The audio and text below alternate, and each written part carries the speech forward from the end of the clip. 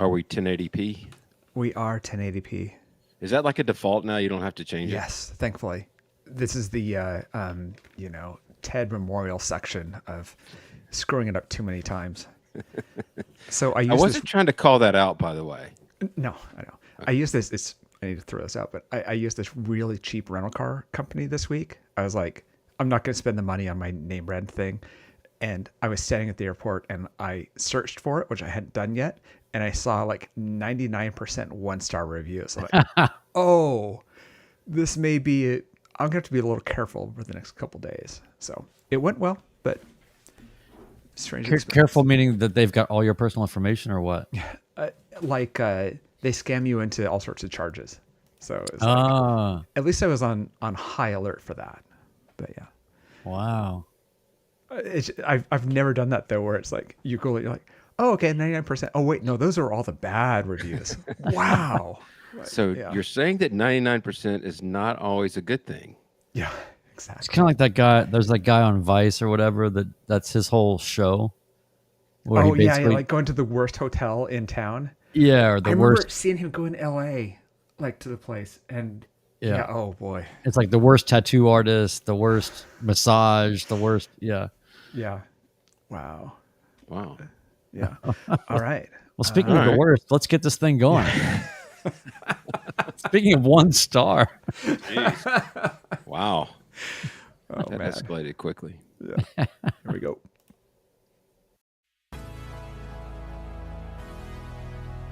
Welcome to the Midlife Pilot Podcast. What is it like to become a pilot in midlife? The challenges are unique, but so are the rewards. Hosts Ben, Brian, and Ted talk learning to fly, growing as pilots, and the joy of flying to destinations. The purpose of the podcast is not to teach, but to share knowledge and experiences. You definitely should not take any advice too seriously from an aviation podcast that uses terms like icing on the vegetables. Okay, checklists are complete. Let's get the show started.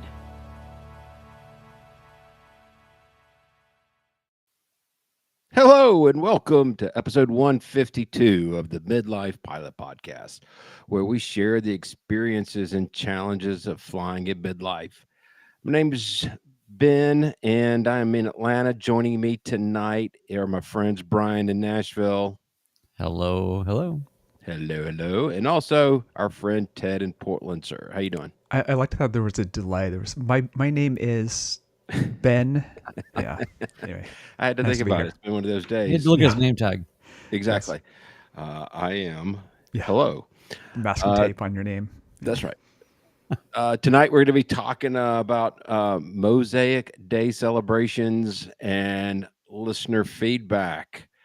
We just wanted to kind of go around the table and catch up on what we've been up to the last week. I've had a pretty fun last 3 or 4 days, actually, of flying.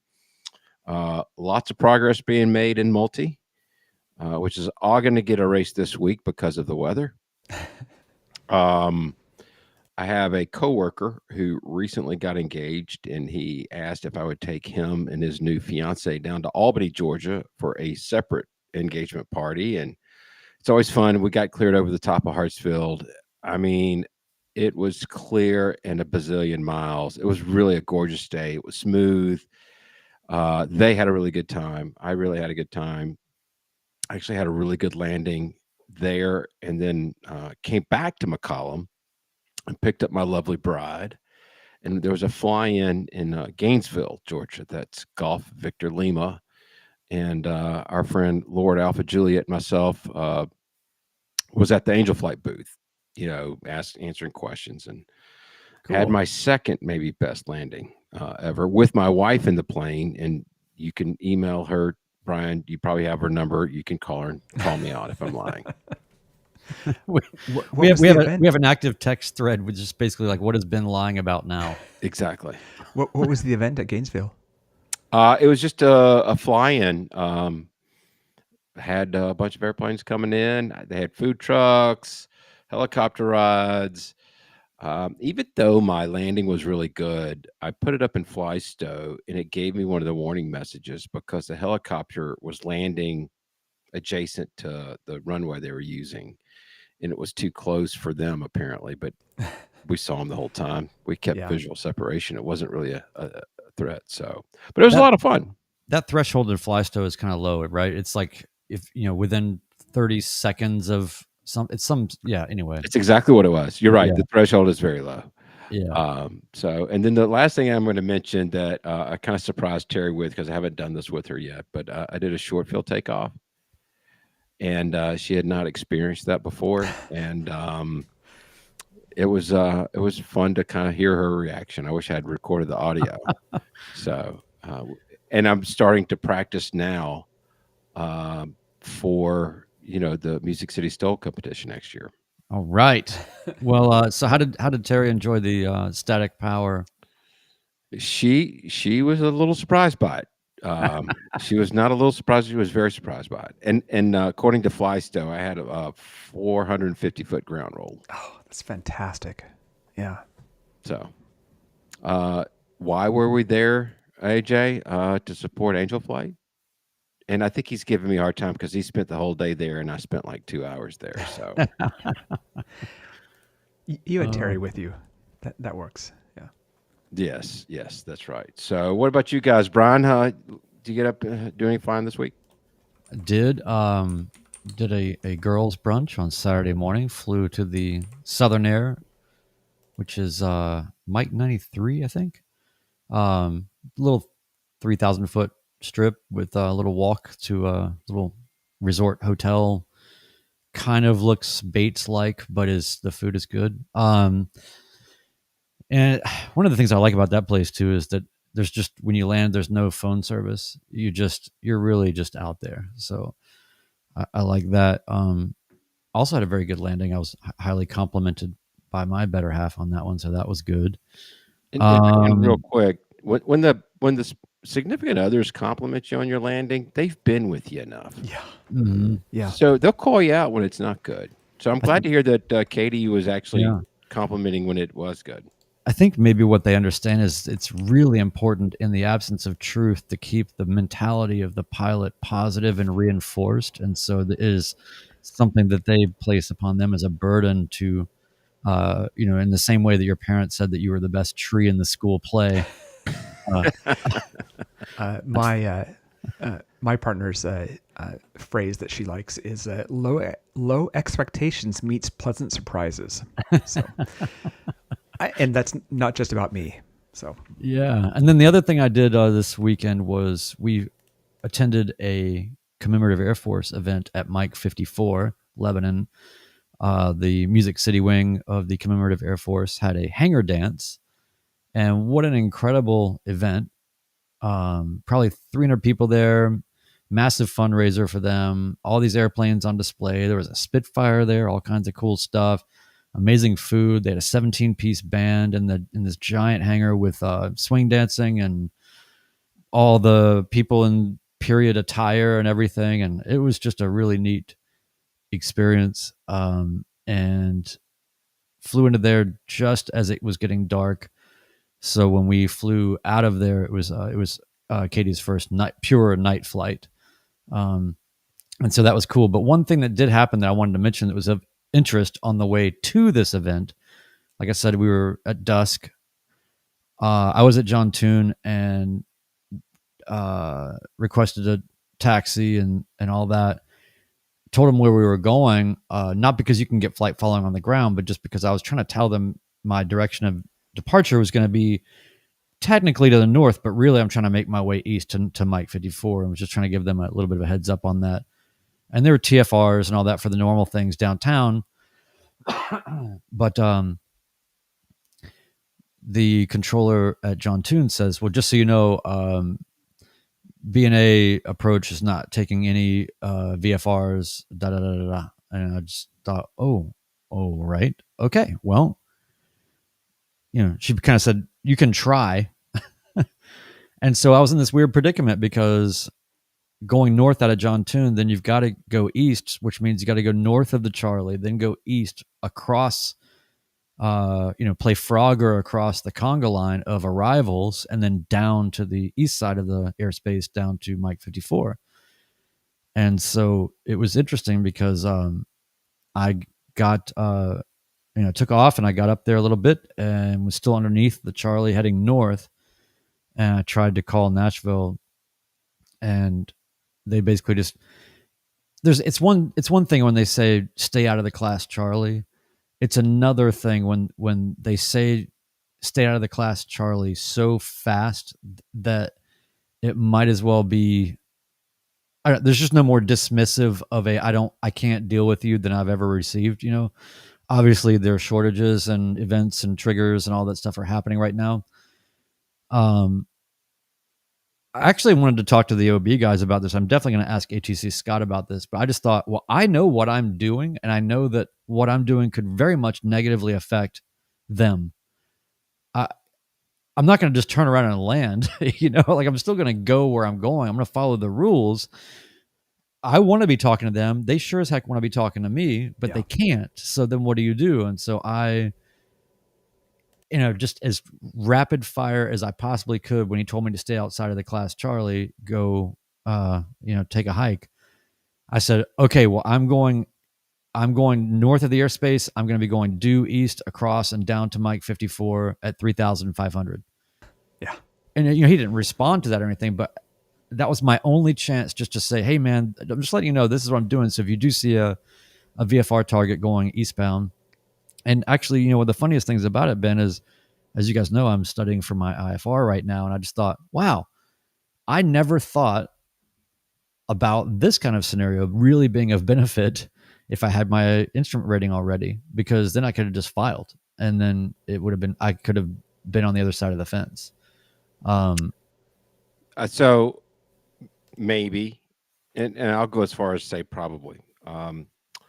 When One Dog Geek and I were coming back from Oshkosh, I tried to pick up my IFR clearance on the ground. Now it was marginal VFR, maybe VFR-ish. I mean, they were pretty high, and they basically said your best chance to pick up your IFR clearance is in the air.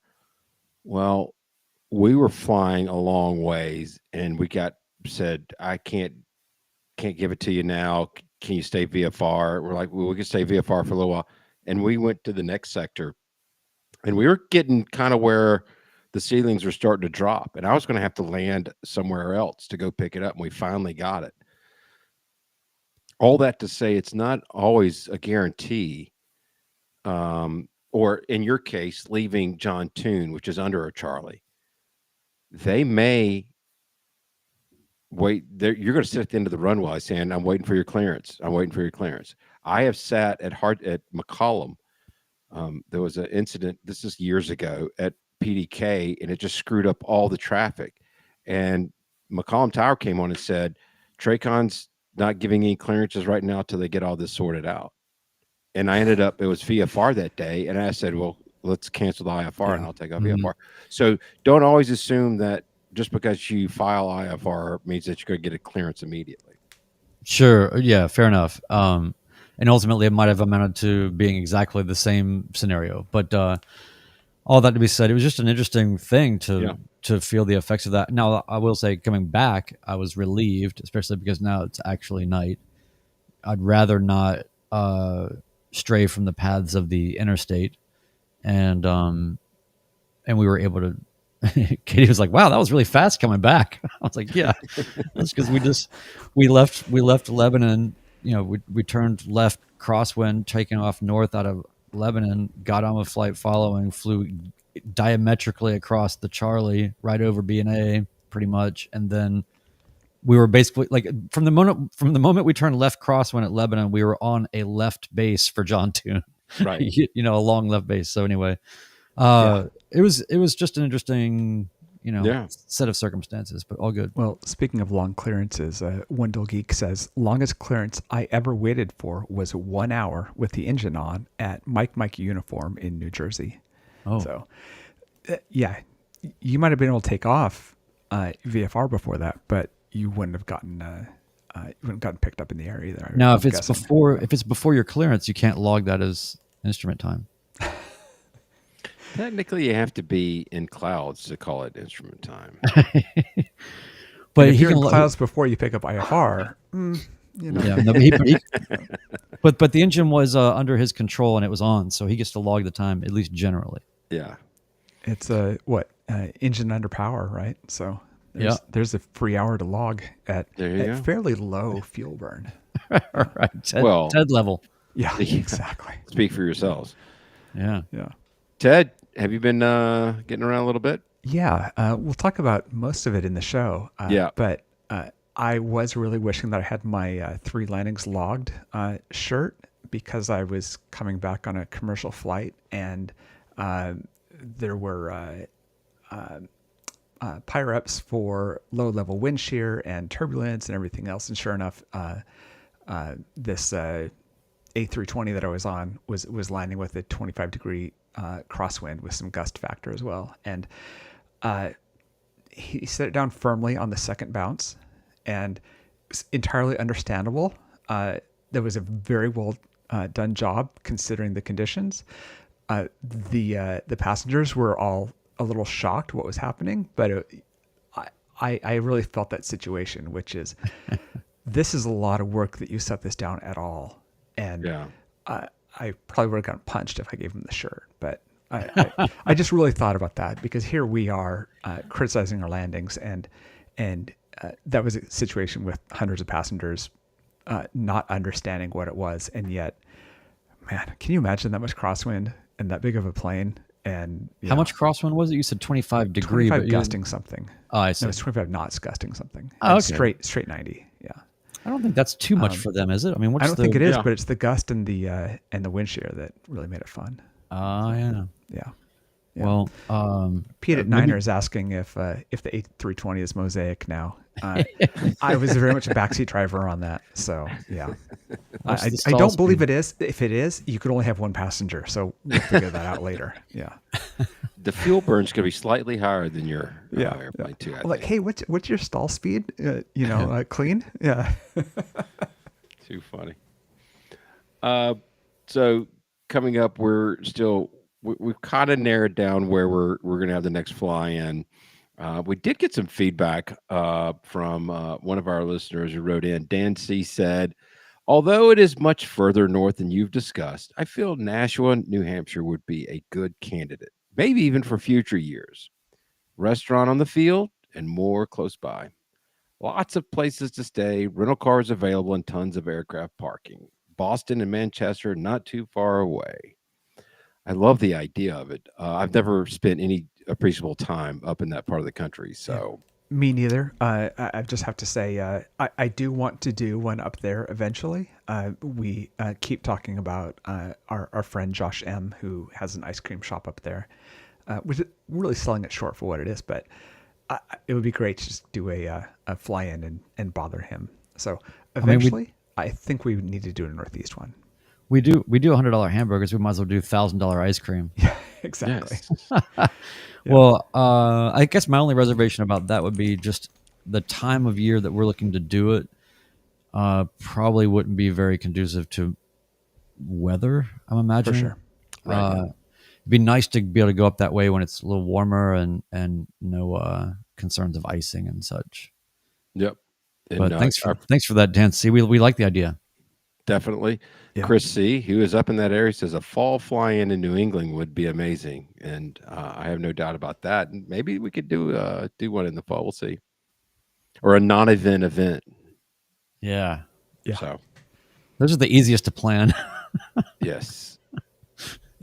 Brian, do you want to hit up the housekeeping real quick? Yeah, we'll get our belly scrub out of the way. Join our Patreon community for Discord access and lots of exclusive content. Also just to support what we're doing. This stuff costs money, so you can just do it for that reason too, and not even have to talk to anybody.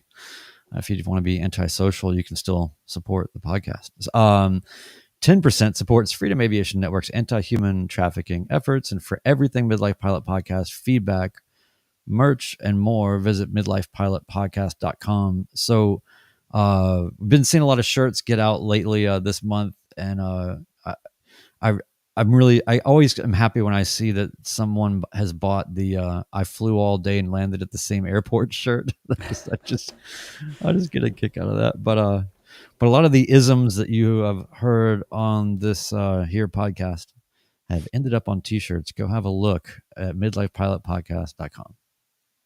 Thank you very much. So tonight, it's no coincidence, or maybe it's total coincidence, that we're on episode 152, and our friend Tedder, timestamp Tedder, was able to celebrate Mosaic Day, which was October 22nd. And for those who have not listened to any of our back episodes, Mosaic is the new rules that passed regarding pilot medicals, aircraft. It's sport pilot, it's regular pilots. It affects everybody in a very good way. But all the rules went into effect on October 22nd, and our friend Ted took full and total advantage of it. He has posted it on his YouTube channel, and I have a million questions. Cessna 152. And did you fly the 172 already? I flew but did not solo the 172. Okay. And I probably won't, just based on circumstances. All right. Well, there goes the spoiler for the sequel already. So nicely done, guys. Yeah, nicely done. Yeah. Hey, do you want me to read this feedback to kick it off? Yeah. Yes, so my friend Dominic, who's a local to me, also took advantage of Mosaic Day as a sport pilot. So he wrote in very nicely. All right. Here's what Dominic had to say. Hey, Ben, Brian, Ted, and Schrodinger's guest. As a member of the rare breed of aviators known as quote-unquote sport pilots, our numbers are estimated in the low dozens. This last week marked a milestone in our integration into the wilds of the NAS. After reading POHs thicker than we thought possible and landing planes far heavier than our minds could at first comprehend, our kind has for the first time been loose upon the natural wilds of general aviation. Did you feel, by the way, this poetic about it, Ted, as you were feeling about it? I love this. It's very well written. No, I'm not as artistic as this. Okay. The process of getting checked out to rent 172s from the local flight club was eye-opening. These beasts are reassuringly heavy, stable in turbulence, and far more tolerant of crosswinds than the sub 1,320-pound kites I'm used to. Some even require you to hold the yoke 1/3 to the right just to fly straight and level. It's a feature. Yeah. But what really stood out is how different they all are. Maybe it's my experience renting the same RV-12s, but in 4 lessons, I got hit with 4 different airframes and sets of avionics, G1000s, Dynon, and iPad built into the firewall, dual G5s, and a steam gauge plus 430. That's a lot. That's like a history of avionics tour. You should get a whiskey after that. 30 degrees or 40 degrees of flaps. Some have aux fuel pumps. There are seemingly random extra batteries to test. And the only consistent part is the seats are smushed flat. I can hardly see over the firewall. Yes. Yeah, it's funny how I'll read the rest of this, but I just want to mention that when I first started flying Lucy, did not need a seat cushion. A couple years later, need a seat cushion. Yeah. Okay, so Dom goes on to say, I imagine at some point y'all must have run into some of this quote unquote airframe chaos. Us light sport pilots, by virtue of the weight limit, have been living in a walled garden with precious few but relatively new consistent airframes. Now that we've been introduced into the wilds of GA, we have to contend with all of this. Curious your thoughts about managing the variation between airframes, especially for those of us who fly less often, resident of Mount Stupid here, he says. Are there patterns to look out for? Should I try and limit myself to just a few tail numbers? I would never just send it, but there is some amount of trust I need that even if the panel and plane were made a century apart, it's still the same plane I trained to fly and can handle it. So good questions. I love the way this is written. And wow, that is definitely diving absolutely full on in. I love it. Yeah, I want to hit One Dog Geek's comment. At Dominic Lopez and Lord Alpha Juliet are at the top of my list of feedback writers, and I'd agree with you. Yeah. Some people are wordsmiths, and it shows. It's funny how he mentions all of this, because when I was watching your video, Ted, I you've been used to this glass cockpit where you've got one scan, you've got all the Yes. information you need right in front of you, and then you're in this 150 and you're back in a six pack. Now you have flown amongst the three of us. You've got more airframes under your belt than the other two of us combined, twofold probably. On the other hand, it's been a long time. It has. And That's what I was about to say. yeah. So I want to hear from you. How was that getting back into you actually having to move your eyes left and right, up and down? Yeah, yeah. Well, I've got to say, both this 152 and the 172 that I flew had the same thing, which was there's an avionics switch, and it's perfectly hidden underneath the yoke, like under the stock of the yoke. I couldn't find it either time, and I just felt so dumb with that. It was a great experience. This is gonna be great for the listening audience, but here's a picture of the 152 that I flew. It is purple. It's grape colored and has lightning bolts on it. So it is exactly what you want for a 1980 Cessna 150. Totally. Or 152, I mean. It looks like it's out of a cartoon or like a comic book. I mean, Absolutely. yeah. One more quick comment about your video that I was so super impressed with you, because you've got so much time in the egg now, and you have your own customized tail number on that. It was a long time. You kept that tail number in there just right. There was one, I think, at the very end of your solo. You started with a 5, but you caught yourself pretty quickly. Yes. And then there was the one at the very end when I was taxiing off that I said my full tail number. And Okay, that was all the right. only time that I did. All right, let's step back a little bit. We're already down into the weeds here. I want to step back and go, okay. Sorry. So Okay. Ted, and I believe me, as soon as I saw that video, I said, this is what we're talking about on the next episode, whether Ted wants to or not, because there's a lot of questions here. But let's just step back a little bit. Let's set some context for the listeners. We've already mentioned that, yes, Mosaic Day. Sure. We've mentioned that you got a chance to fly in a 152, but walk us through a little bit from the lead up to, because usually when people are going to fly a new plane, it's not based on a date on the, Exactly. where it's, so just walk us through sort of the entrance to that experience. Sure. So we knew at Oshkosh when Mr. Secretary Duffy presented Mosaic, and there was a 90-day date. We all kind of counted on our fingers when that date was. 90 days when sport pilots would have the expanded privileges. The light sport aircraft side of it is a year out. We're not talking about that. We're not actually talking about a lot of details about Mosaic here, right? We're just talking about sport pilots having extended privileges. So when I came home from Oshkosh, I actually found a new CFI that I like, and I sat him down and said, okay, so here's the deal. We're going to start flying planes. My goal is to solo 2 of them on what we'll call Sport Pilot Day, that October 22nd. I said, and further, I really want to get endorsed for high performance and complex, because I want to be able to fly my friend's plane. Whether he lets me fly it or not, the theory of let me learn how to fly a complex is still there. I haven't done that yet. I've had things have come up, but I flew the 152 quite a bit, and I flew the 172 a little bit. We did a couple flights in it. There is, for sport pilots who are expanding their use of their privileges, there is no endorsement needed. You can, and so calling it solo is really not true, but you are just like any other pilot who chooses to fly a different plane. You already have that privilege. You need a checkout, which is really just a matter of the FBO or the insurance company being comfortable with you. There is no FAA requirement for a sign-off. As I understand it, again, I am not an expert at this. Consult your local FAR and your CFI before you do this. But this is my understanding of it. Now, obviously, if you fly a high performance or complex, you're going to have the same endorsements needed for everything else.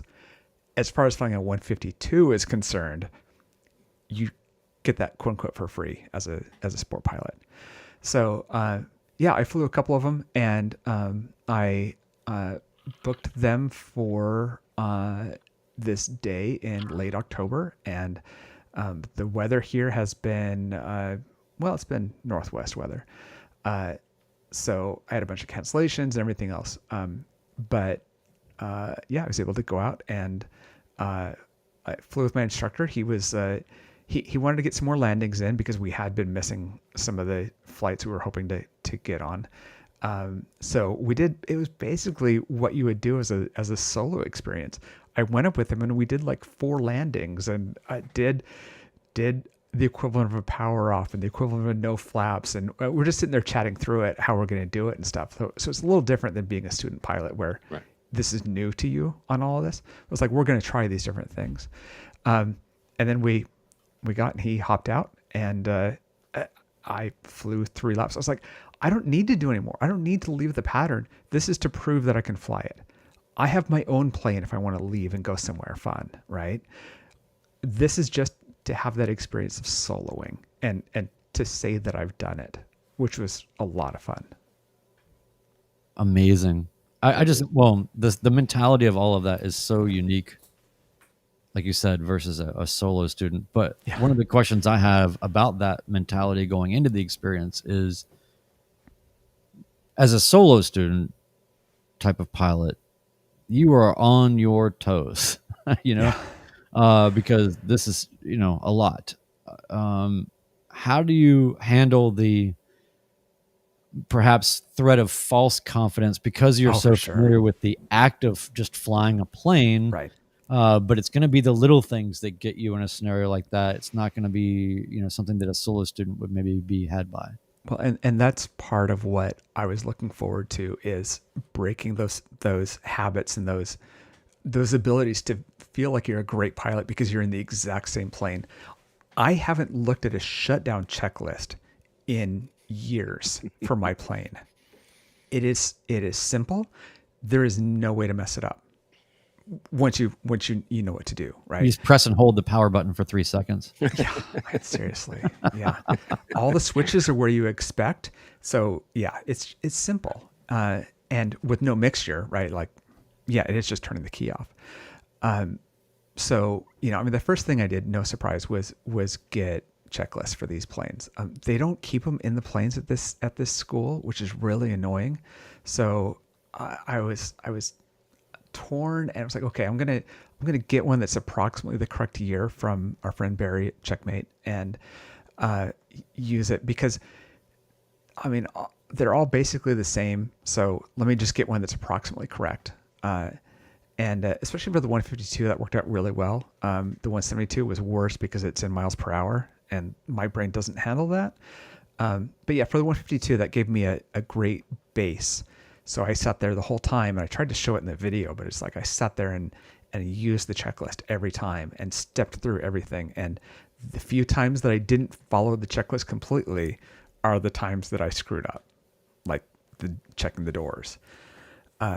So, that's it. Some of that's the same as a student pilot, right? As when you have 22 hours and you're soloing for the first time, or when you have mumble number of hours and you're soloing a different plane for the first time. Some of that stuff is the same experience. In some cases, it's worse because I haven't had to pull out carb heat in all my hours. I've probably done that for maybe 2 hours total of needing to do carb heat. And that one, I have a habit that shows me, like I turn on my landing light in the pattern if it was off.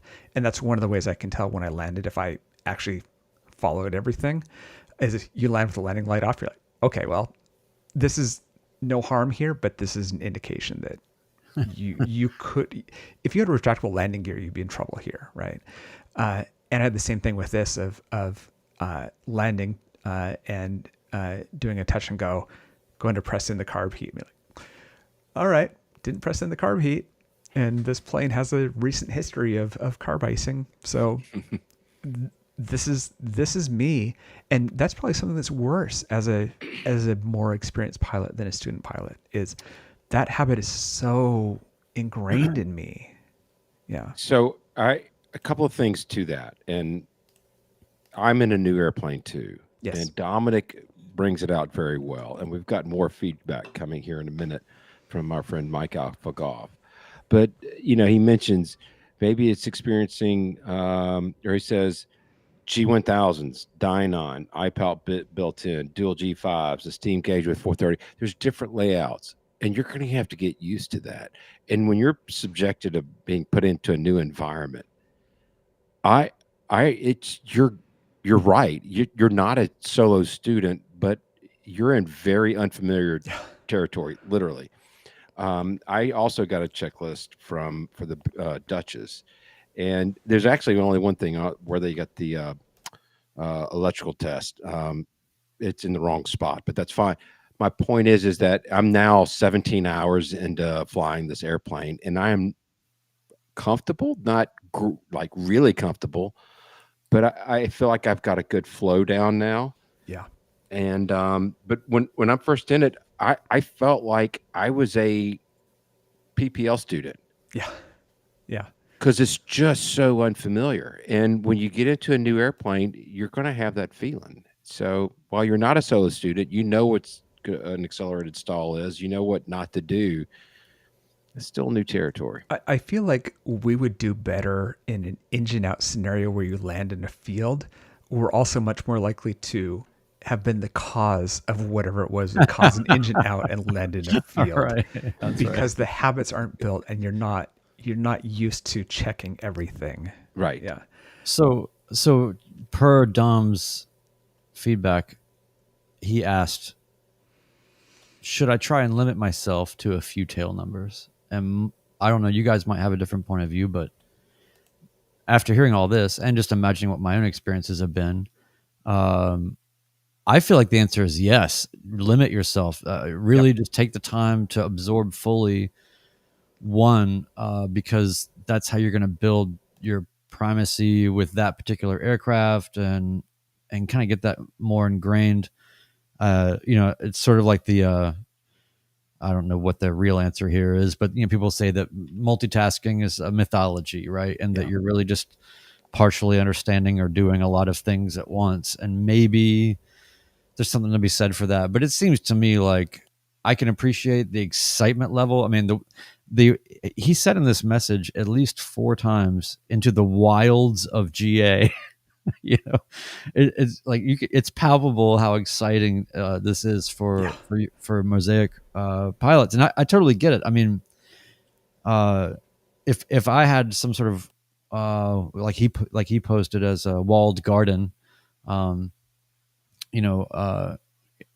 things that don't require endorsements that I just for some reason have not been able to fly, I can see. I don't know. I suppose there's the stigma a little bit too, right, Ted? Where it's kind of like, because your little name tag here tonight says I'm a big kid now. Yeah. There's a completely false stigma around sport pilot being kind of lesser pilot. Yeah. And that is just absolutely not the case. And if anything, what he's talking about is, wow, these planes kind of fly where you tell them to fly them, and they don't respond to every tiny little breeze in such a dramatic way. So I don't know, everybody's got their own, it doesn't matter what you're flying, we're all pilots here. Yeah, for sure. I want to respond to your point about Dom's question, but more to the point, Fireman Houston said in our comments, and I thought that was so spot on, whatever cert Mr. Ted has, he has done more flying than some commercial certificated pilots. Ted, you are an inspiration. Thanks. I partially agree with what you're saying. I think it's where you are in your journey. I think if you have 2,000 hours or 1,500 hours and you want to get experience in other planes, then go for it, because you're going to have some commonality with all that much time. But if you're under 500 hours or you're just a newer pilot, I think that process of learning new planes is good to stick with one for a while and then go on for it. So, Ted, do you want to hit next comment?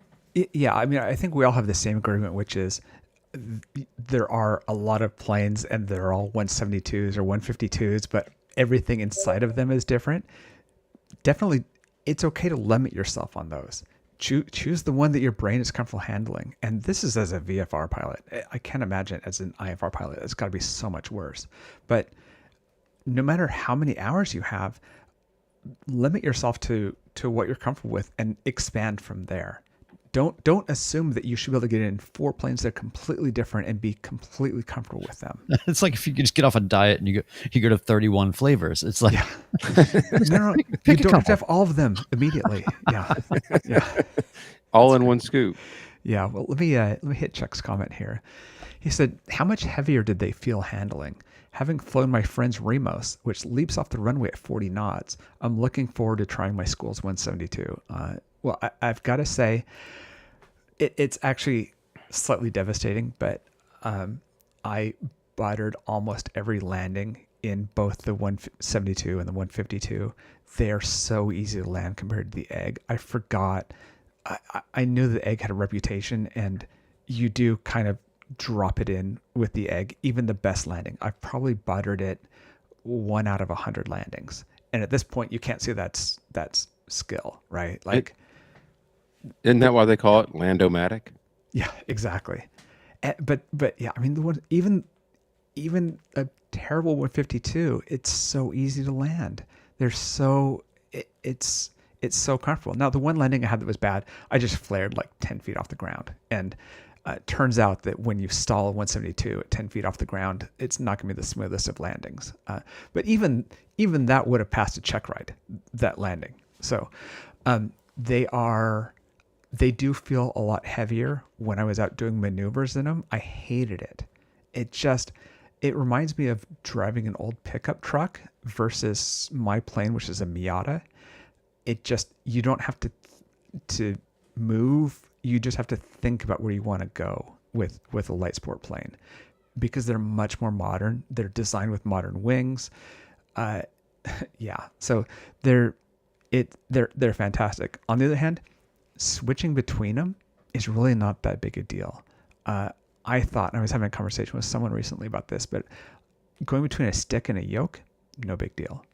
That seems like a big difference. And I've had this experience in the past, and even going to the stoke of the Cessna 162, there was zero brain power involved with that. That is the easiest thing you can do. So there are some things that are easier than you think, and some that are not as easy. And as Dom was saying, having the cushions just completely destroyed, or having the back support on this plane unusable, so you're basically just sitting forward the whole time, that does make landing harder. When you can't see the runway unless you have it in full flaps, that is kind of disappointing. But even with that, it was fine. It all works. The carb heat thing will sort itself out, Ted. You just got to relabel it as push in for turbo. Yeah. Yeah. No, that was it was. That's probably the best part about it, right? Like, there's no, as somebody who owns a plane, there's less value to me of flying 152. Certainly it's great because you can go anywhere and fly one of these right. Rather than take your own plane. And that's great. But for me, the real value was showing the habits that I have, where it's like you think that you're super smart, and it's just because you've been flying one plane so much that you're smart at flying one plane, not at the rest. Right. Very cool. Do you want to hit our feedback from Mike Alpha Golf, our friend from the Big Easy? Brian, you want to read that? Is that Brian? All right, yeah, sure. From our Podcast Insiders channel on Discord, our good friend Mike Alpha Golf says, ever try and start a carbureted plane like the fuel-injected version? It doesn't work. I'm at 200 hours, and I fly the Cessna family, the 172 November, 172 Sierra, 182 Tango. They all have similar but different engines, weights, ranges, and V-speeds. Some are fuel-injected, others are carbureted. The 182T has an old school G1000 without WAS. The 172N has WAS and a 6-pack. The 172S had a G1000 NXI. It's a total mix-up. I think it would be easier if they were just wildly different planes, a Lancer and a Carbon Cub. Well, that's I don't know about that. He's not wrong. But yeah, he says, I can't start or shut down the planes without looking at the checklist and reminding myself which one I'm flying. Failure to do so will result in inadvertent expletives and costly bads. For sure. Yeah. Yeah. That is a funny thing though. It's like airframe versus avionics and how those things relate and where your eyes have to be and what you've got to get used to. That stuff really matters. I remember how much it tripped me up flying just 172s in my PPL training when I, about 6 or 7 lessons in, all of a sudden flew a different one that the tachometer was on the far right side of the panel. And just that alone, at that stage was, oh my gosh, I don't know what's going on. So anyway, that's intense. I guess it's self-correcting. If you can't start it, then you don't have to worry about flying it incorrectly. Yeah. In the Duchess, it's got a normal directional gyro, and I always forget to set it. Oh man, yeah, because I haven't had to do it in 1,200 hours. What do you have in the Beast? It's the Sandell electronic HSI. Oh yeah. With the projector bulb in it. That's exactly right. Well, it's the same here, right? Like with TAA, what do you mean you have to do this by hand every 15 minutes and processes on its own? How do we know which direction we're currently facing? I mean, it's what is this? This is and I never got that right, which was in run up. It's like checking to make sure you have enough suction. Like what? what is this suction that you're talking about? Yeah, this is in an airplane. Yeah, is that legal? Yeah, exactly. So, so yeah, it's avionics, all of it. It is like flying being a new student all over again. Well, so I've got to say that this is a video that was kind of low effort hardware and editing wise, right? I had 2 cameras. I usually run separate audio. This was just audio into a GoPro. The second GoPro died before the final landing, which is kind of obvious when you watch it. So I just had 2 cameras, not even aimed great, and I slapped it together a video, and of course everybody loves it. Yeah. Yeah. This is how it always goes with YouTube. So yeah. Yes, it is. Yeah. I put together that I actually thought about. I put a video together that I actually thought about a lot from my experience in the S&J, and yeah, that's great. So, yeah, I know. Benjo Pilot said, the alternative to each one being different is what my flying club is fighting about: new panels for all 6 planes so they can all match. I mean, there's some value to that. You're going to train up people a lot. It's probably going to be a safer club environment to have more seamless transition between aircraft, but that's also and if you a lot of money. If you hate money, you can do that. Yeah. That's right. That's right. Yeah.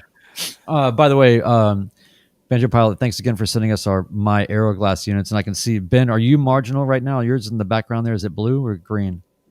It is blue. All right, so you're marginal. Ted's VFR over there. It just started being VFR this afternoon. And look what mine just turned to. Yours is not looking great. Yeah. So Ben, don't you wish you were flying here right now? I do. Yeah. I really, really do. Come on. You got to get your night hours in. Yeah. I'll be there in 1 hour and 45 minutes. Exactly. Yeah. All right. Let's hit the patrons. Let me hit Wendell Geek here. He said that the transition from his Cherokee 140 to the 235 was easy, except for the massive change in avionics. Took several flights before I was comfortable flying IMC. And as a VFR pilot, that's what I think is the huge difference. I don't need the avionics to fly VFR. So even in the worst case scenario, you don't understand what's going on in the panel, you can still fly it. That can't be true if you're an IMC though. So yeah. Right. With that we can move on. Hey, real quick though, can I just say, Ted, congratulations, man, and I'm super stoked for you. It's really me too, cool. man. Yeah, that's so awesome. Thanks. Yeah. Do you want to let everybody know who our new Patreon member is for this past week? Yeah, so we have a new Patreon this week at the Beast Stole Kit level. That is Mark G. That's Mark with a K and G with a G. And in our accomplishments this week, this used to be the Discord roundup section, but I really like kind of picking through and finding the things that people are celebrating. So this week, congrats to Dom for flying big planes, as I call it, my fellow sport pilot.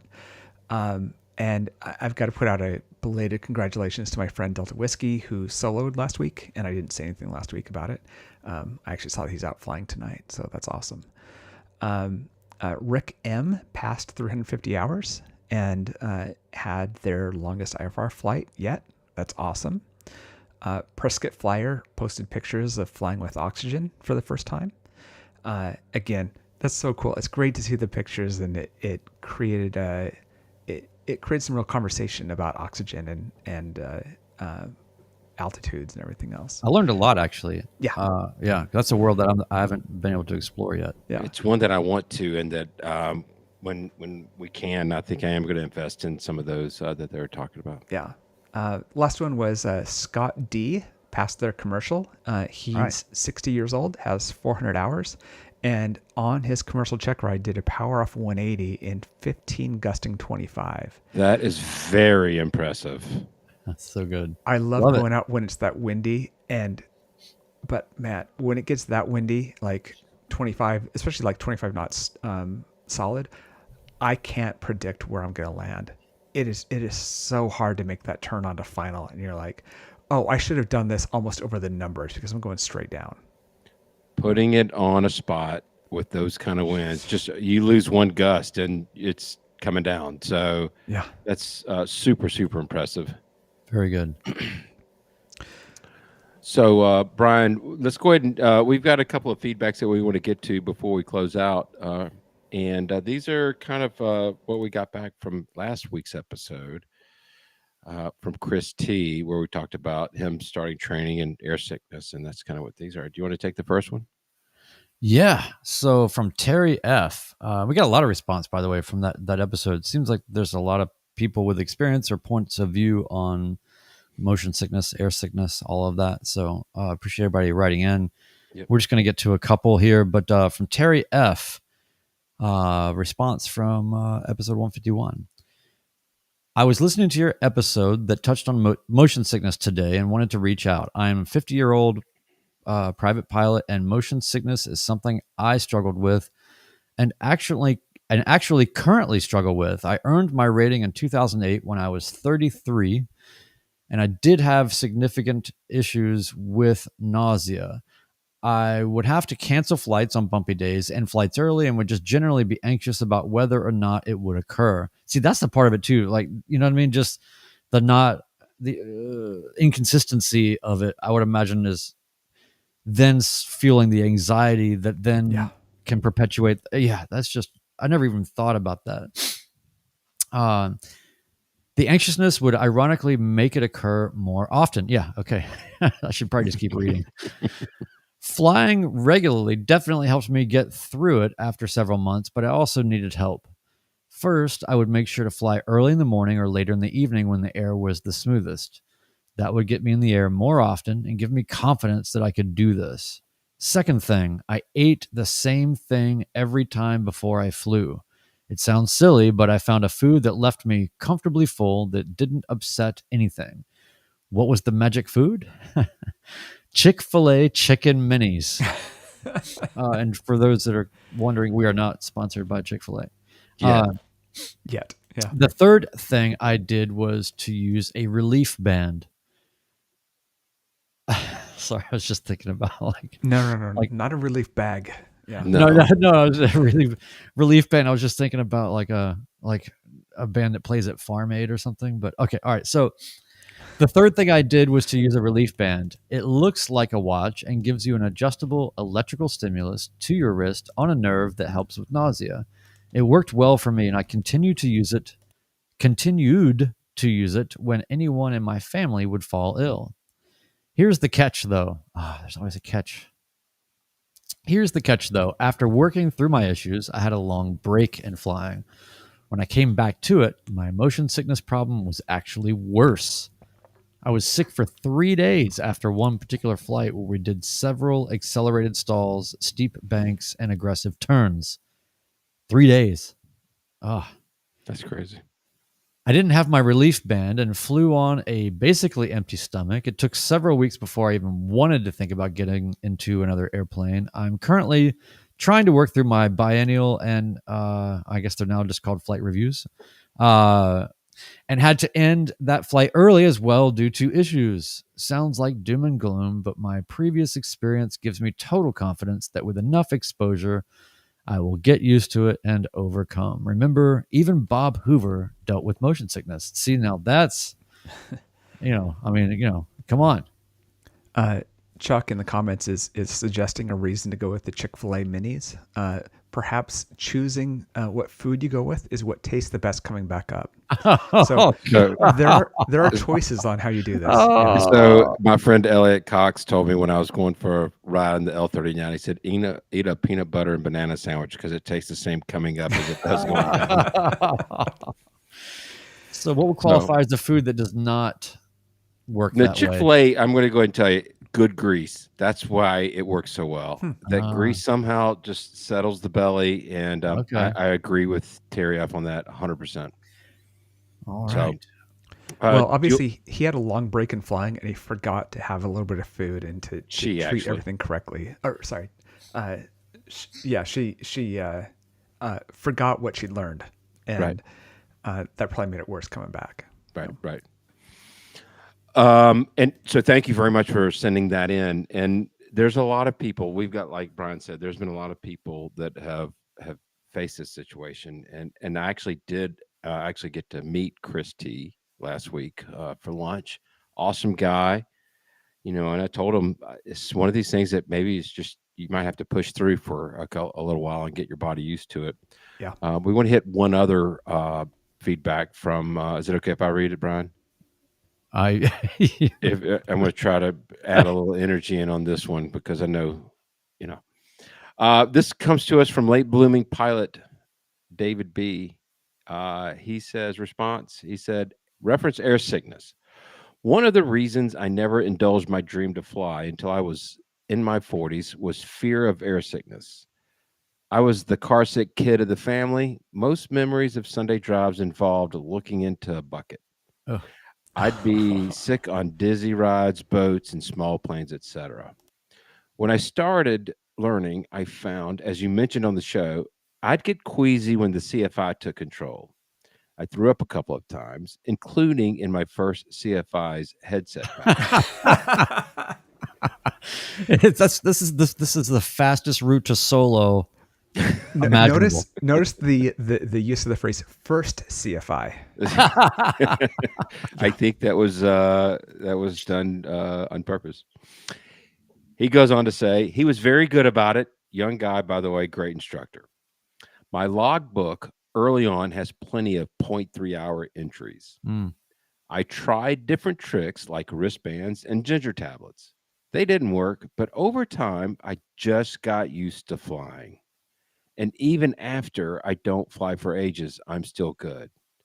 Oh, and I don't make the mistake of not eating before flying, thinking it will prevent throwing up. If you do anything that gets adrenaline into an empty stomach, you'll bloody know about it. Cheers, our friend down in Melbourne, Australia. I was told, I got motion sickness when I went on the L-39 flight, and my brother-in-law, who served in the Air Force, said, you push through it. You do it enough, you'll get over it. So I do agree with that. That seems to be a very common thing, which is don't worry about it. You will get over this. And I don't know if that's very much use if you have like 40 hours and you're still having that problem. But it seems like most people, it's a handful of flights before you start learning the tricks. Yep, I agree with that. Thank you for everybody writing in and telling us all the tips and tricks, even if sometimes they kind of are different for each person. I would imagine for anybody that's facing that, it's just nice to know that even though there are different solutions for different strokes for different folks, everybody seems to find a way through it. Ted, you just alerted me that there's only 5 items in our store right now, and I'm seeing stuff that's showing up as out of stock and some other things. So we got to figure out what's going on. It looks like a lot of our main shirts have disappeared, so we got to see what's happening there. So if you guys are checking out the merch right now, just hang loose. There's still just the standard Midlife Pilot Podcast t-shirt, but not any of the crazy fun ones that we love so much. So anyway, fun stuff, merch time. Yeah. We'll work on that and try to get that back going for you guys. Oh, and one other thing we'll work on is, I'm saying it now, next week, next Monday, we will be announcing all the details for the spring 2026 Midlife Pilot Podcast fly-in event. Wow. Well, looking forward to that. So I want to remind everybody, please leave us a 5-star review on Apple Podcasts. Don't forget to hit subscribe on your podcast player. Guys, do y'all have any other comments that you'd like to make before we sign off? Yes. I'm good. So Zyla Foxlin, who makes rockets and has her own Estes rockets and her own designs. She also has a Cessna 140, and she, for devastating reasons, hasn't been able to fly for, I think, 2 years. I'll put a link to both videos in the comments, but she can fly again now, and it's fantastic. Her story of why she was medically blocked from flying, and then now that she is flying and has a call to action to support PMHC, pilot mental health, is fantastic. They're great videos to watch, and congrats, Zyla, but this is mostly a plug for everyone to go watch the videos. It's really great. Yeah, I saw it. I was so thrilled when I saw just the thumbnail. Yes.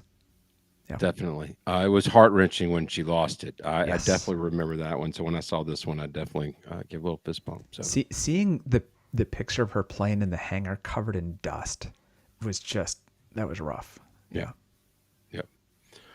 All right, guys. Tonight's parting wisdom is relating back to the glass cockpit conversation. Glass cockpit, 10 screens, 1 pilot, 0 clue when the power goes out. Signing off, episode 152 of the Midlife Pilot Podcast. Goodbye, everybody.